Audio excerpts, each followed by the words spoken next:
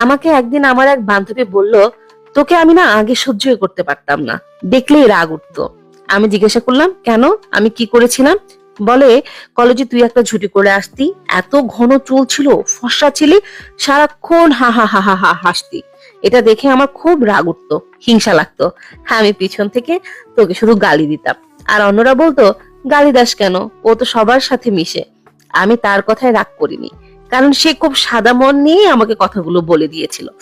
এরকম আরো অনেক মানুষ আছে যারা কিনা মনে মনে আমাদেরকে সহ্য করতে পারে না, কিন্তু এসে তো আর বলে না।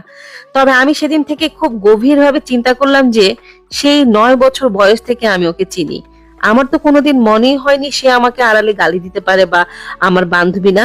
হ্যাঁ, এমন অনেক জায়গায় নিজের মন থেকে অনেক ভালোবাসা ঢেলেছি, কিন্তু ভালোবাসা পাইনি, পেয়েছি হিংসা। ভালো স্টুডেন্ট কোনো কালেই ছিলাম না, কিন্তু টিচাররা খুব স্নেহ করতেন, এর জন্যই অনেকে